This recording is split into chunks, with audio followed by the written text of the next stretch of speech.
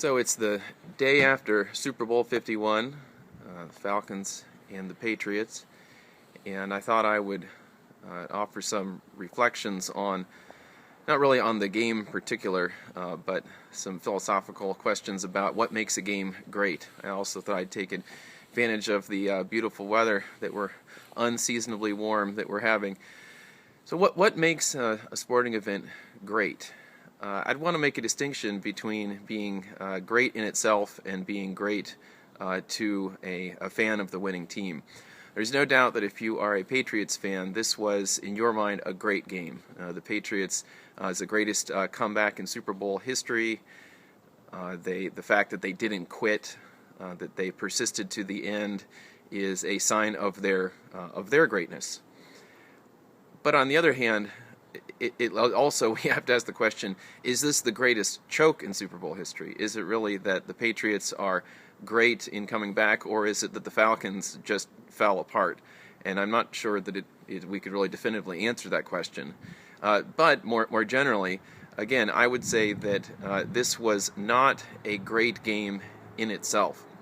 What I mean by that is that I would argue that a game, in order to be great, has to have a universal appeal in terms of the excellence of the performance. That you might not even have to be a football fan to enjoy the game, and you certainly wouldn't have to be a fan of those two particular teams, of the two teams playing, that you would see it as a great match in terms of the athleticism, the spirit, the courage, the great moments in the game.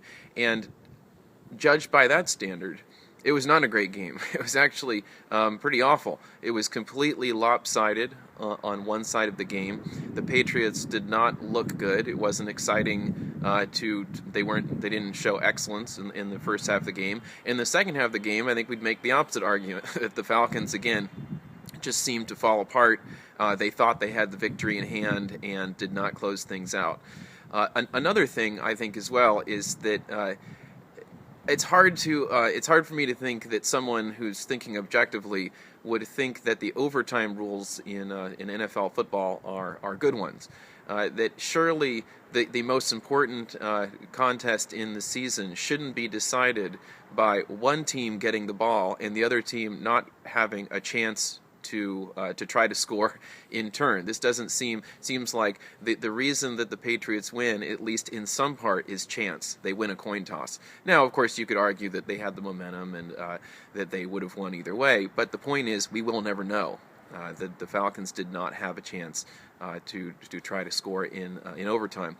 And finally, more philosophically, what I'm reminded of is Pythagoras, who we usually think of as a mathematician, but is really one of the first philosophers. He founded a philosophical community. He's also very important in music. He was once asked, "What is a philosopher?" by a king, and his answer was that if we compare life to the great games, like the circus or Olympic Games, that some people come to compete.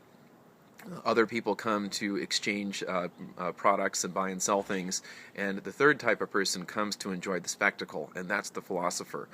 So judged by enjoying the spectacle, I would argue that a great sporting event is one that shows excellence, athleticism, and during the whole contest, one is excited to see what will happen next in the drama, and is ultimately decided in the last play.